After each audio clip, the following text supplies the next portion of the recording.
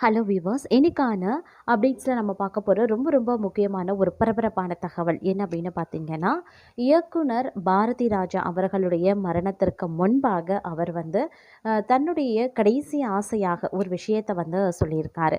இந்த விஷயம் அப்படிங்கிறது அவருடைய ரசிகர்களை கண்கலங்க வைக்கக்கூடிய நினைவுகளாக மாறியிருக்கு அப்படின்னு தான் சொல்லணும். இது குறித்த முழுமையான தகவலோடு இன்னும் பரபரப்பான அப்டேட்ஸை தொடர்ந்து நீங்கள் தெரிந்து பலன் பெற வீடியோவை ஸ்கிப் பண்ணாமல் கடைசி வரைக்கும் பாருங்கள். வீடியோக்குள்ளே போகிறதுக்கு முன்னாடி இது வரைக்கும் நீங்கள் நம்ம சேனலை சப்ஸ்கிரைப் பண்ணலை அப்படின்னா உடனே சப்ஸ்கிரைப் பண்ணிக்கோங்க. அப்படியே பக்கத்தில் இருக்கக்கூடிய நோட்டிஃபிகேஷனுக்கான பெல் பட்டனையும் ப்ரெஸ் பண்ணிக்கோங்க. சரி நேர்களே, வாங்க வீடியோக்குள்ளே போகலாம். தமிழ் சினிமாவின் மண் வாசனையை உலகம் முழுவதும் கொண்டு சென்ற இயக்குனர் பாரதி ராஜாவின் மறைவு செய்தி ரசிகர்களையும் திரை உலகத்தினரையும் அதிர்ச்சியில் ஆழ்த்தியுள்ளது. கிராமத்து வாழ்க்கை, காதல், மனித உறவுகள், சமூக உண்மைகள் அப்படின்னு பல பரிமாணங்களை திரையில் உயிர்ப்பித்த அந்த மாபெரும் படைப்பாளி இன்று நம்மிடையே இல்லாவிட்டாலும் அவர் விட்டு சென்ற படைப்புகள் என்றும் பேசிக்கொண்டே இருக்கும். இந்த நிலையில் பாரதி ராஜா தனது கடைசி காலங்கள் அளித்த பேட்டிகளும் மேடை பேச்சுக்களும் சமூக வலைதளங்களில் மீண்டும் வைரலாகி வருகின்றன. குறிப்பாக இன்னும் நிறைய கதைகள் சொல்லணும் என்று அவர் கூறியிருந்த வார்த்தைகள் ரசிகர்களை நிகழ்ச்சியில் ஆழ்த்தியுள்ளது. 80 வயதை கடந்த பிறகும் சினிமா மீது இருந்த காதலை பாரதி ராஜா ஒருபோதும் இழக்கவில்லை. பல பேட்டிகளில் அவர் என்னால் முடிந்தவரை சினிமாவோடவே இருக்கணும் என்று கூறியிருந்தார். அவருடைய மகன் இறப்பிற்கு பிறகு அவர் எந்த நிகழ்ச்சிகளிலையும் பேசவில்லை என்றாலும் அதற்கு முன்பு நடந்த ஒரு நிகழ்ச்சியில் கூட இன்னும் ஒரு நல்ல கதையை படம் எடுக்கணும், நான் பார்த்த வாழ்க்கையை 800 முறை மக்களிடம் கொண்டு போகணும் என்று அவர் கூறியிருந்தார். அந்த ஆசைதான் இன்று அவரது கடைசி ஆசையாக ரசிகர்கள் மத்தியில் பேசப்பட்டு வருகிறது. பாரதி ராஜா எப்போதும் சினிமாவை ஒரு தொழிலாக மட்டுமல்ல, ஒரு பொறுப்பாகவே பார்த்தவர். நான் எடுத்த படங்கள் மட்டும் போதாது, இன்னும் சொல்லப்படாத 1000 கதைகள் கிராமங்களில் கிடக்கின்றன என்று பலமுறை அவர் கூறியிருந்தார். அவரது சமீபத்திய பேட்டிகளில் ஒன்றில் இன்றைய இளைஞர்கள் கிராமத்தை மறந்துவிடக்கூடாது, நம்முடைய வேர் அங்கேதான் இருக்கிறது, அந்த மண்ணின் கதைகளை சொல்ல யாராவது தொடர்ந்து வர வேண்டும் என்று உருக்கமாக பேசியிருந்தார். சினிமாவின் தற்போதைய நிலை குறித்தும் அவர் கவலை தெரிவித்திருந்தார். தொழில்நுட்பம் வளர்ந்தாலும் மனித உணர்வுகள் குறையக்கூடாது என்றும் கதைகளில் உண்மை இருக்க வேண்டும் என்றும் அவர் வலியுறுத்தியிருந்தார்.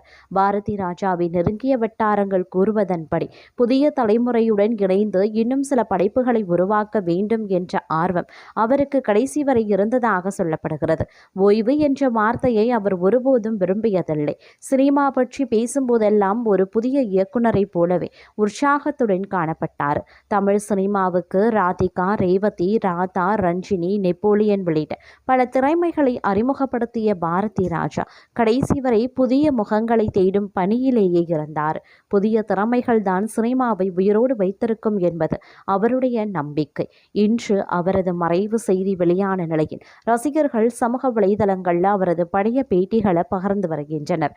அவர் கடைசியாக பேசிய ஒவ்வொரு வார்த்தையும் இன்று ஒரு நினைவாகவே மாறிவிட்டது என்று பலரும் உருக்கமாக பதிவிட்டும் வராங்க. ஒரு காலத்தில் கிராமத்தை திரைக்கு கொண்டு வந்த மனிதர் இன்று நினைவுகளாக மாறிவிட்டார். ஆனால் அவர் சொல்ல நினைத்த கதைகளும் அவர் விதைத்த கனவுகளும் அவர் உருவாக்கிய கதாபாத்திரங்களும் தமிழ் சினிமா இருக்கும் வரை அழியாது. 1977 வெளியான 16 வயதினிலேயே திரைப்படம் தமிழ் சினிமாவின் முகத்தையே மாற்றியது. அதுவரை ஸ்டுடியோ செட்டுக்கள் இருந்த சினிமாவை வயல்வெளி, கிராமம், மண்வாசனை இருக்கும் இடங்களுக்கு கொண்டு சென்றவர் பாரதி ராஜா. ரஜினிகாந்த், கமல்ஹாசன், ஸ்ரீதேவி உள்ளிட்ட பலரின் வாழ்க்கையிலையும் திருப்புமுனையை ஏற்படுத்திய படம் அது. அதன் பிறகு கிழக்கே போகும் ரயில், அலைகள் ஓய்வதில்லை, மண்வாசனை, முதல் மரியாதை, கருத்தம்மா என அவர் உருவாக்கிய படங்கள் ஒவ்வொன்றும் காலத்தால் அழிக்க முடியாத காவியங்களாகவே மாறின. பாரதி ராஜா என்ற பெயர் வந்தாலே ரசிகர்களுக்கு இளையராஜாவும் நினைவுக்கு வருவார். பண்ணைபுரத்தில் தொடங்கிய அந்த நட்பு தமிழ் சினிமாவின் பொற்கால கூட்டணியாகவே மாறியது. பல மேடைகளில் இளையராஜா என் நண்பன் மட்டும் இல்லை, என் உயிர் என்று பாரதி ராஜா கூறியிருக்கார். இன்று அந்த நண்பரை விட்டு அவர் பிரிந்திருப்பது இளையராஜாவுக்கு மிகப்பெரிய இழப்பாக ரசிகர்கள் கருதுகின்றனர். பாரதி ராஜா மறைந்திருக்கலாம், ஆனால் அவர் உருவாக்கிய உலகம் இன்னும் உயிரோடு இருக்கிறது. அதுவே அந்த மகத்தான கலைஞரின் உண்மையான மரபு என்று பலரும் தங்களுடைய கருத்துக்களை தெரிவித்தனர். நடித்து வருகின்றனர். அது மட்டும் இல்லாமல் தமிழ் சினிமாவில் முன்னணி இயக்குனராக பல வெற்றி படங்களை கொடுத்த இயக்குனர் இமயம் பாரதி ராஜா வயது மூப்பு மற்றும் உடல்நல குறைவு காரணமாக சென்னை நீலாங்கரை இல்லத்தில் மரணமடைந்தார். அவரது உடலுக்கு திரைத்துறையினர், அரசியல் பிரபலங்கள் என பலரும் அஞ்சலி செலுத்தி வருகின்றனர். 1977ஆம் ஆண்டு வெளியான 16 வயது நிலையை என்ற படத்தின் மூலம் இயக்குனராக அறிமுகமான பாரதி ராஜா ஸ்டுடியோவுக்குள் முடங்கி கிடந்த தமிழ் சினிமாவை வெளி உலகிற்கு கொண்டு வந்த பெருமைக்கு சொந்தக்காரர். பல வெற்றி படங்களை கொடுத்துள்ள இவர் ராதிகா, ராதா, கார்த்திக் உள்ளிட்ட பல முன்னணி நடிகர்கள் பலரையும் அறிமுகம் செய்துள்ளார். சிவாஜி நடிப்பில் இயக்கிய முதல் மரியாதை திரைப்படம் இன்றைக்கும் தமிழ் சினிமாவில் ஒரு அடையாளமாக நிலைத்திருக்கிறது. அதுபோல் கிழக்கே போகும் ரயில், கல்லுக்குள் ஈரம், கைதியின் டைரி, அலைகள் ஓய்வதில்லை, புதிய வார்ப்புகள், வேதம் புதிது என பல ஹிட் படங்களை இயக்கியிருக்கார். கடைசியாக மீண்டும் ஒரு மரியாதை என்ற படத்தை இயக்கி ஹீரோவாக நடித்தவர். இயக்குனராக மட்டும் இல்லாமல் ஆயுத எழுத்து, பாண்டிய நாடு உள்ளிட்ட பல படங்களில் நடிகராகவும் நடித்து அசத்தியுள்ளார். தற்போது வயது மூப்பு காரணமாக படம் இயக்குவதில் இருந்து விலகியிருந்தார். மேலும் அவ்வப்போது உடல்நலக் குறைவால் பாதிக்கப்பட்டு மருத்துவமனையில் சிகிச்சை பெற்று வந்த பாரதி ராஜா இன்று தனது நீலாங்கரை இல்லத்தில் மரணமடைந்தார். அவரது ஒரே மகனும் நடிகரும் இயக்குனருமான மனோஜ் பாரதி ராஜா கடந்த ஆண்டு மார்ச் மாதம் மரணமடைந்தது அவரை சோகத்தில் ஆழ்த்தியது. மகன் மரணத்தில் இருந்து மீண்டு வர முடியாமல் தவித்து வந்த பாரதி ராஜா தற்போது வயது முதிர்வு மற்றும் உடல்நலக் குறைவு காரணமாகவே மரணமடைந்தார். இதனிடையே தனது மரணத்திற்கு பிறகு எதை மிஸ் பண்ணுவேன் என்பது குறித்து பாரதி ராஜா பேசிய நேர்காணல் ஒன்று இணையத்தில் வைரலாகி வருகிறது. அதில் இதன் பிறகு உங்கள் வாழ்க்கையில் என்ன செய்ய வேண்டும் என்ற ஆசை இருக்கிறது என்று கேட்க, இந்த பூமியின் அழகு, பூக்களின் அழகு, பெண்களின் அழகு, மேகம் அழகு, மலை அழகு, நீர்வீழ்ச்சி அழகு, இதையெல்லாம் விட்டுவிட்டு போய்விடுவோமோ என்ற பயம் இருக்கிறது.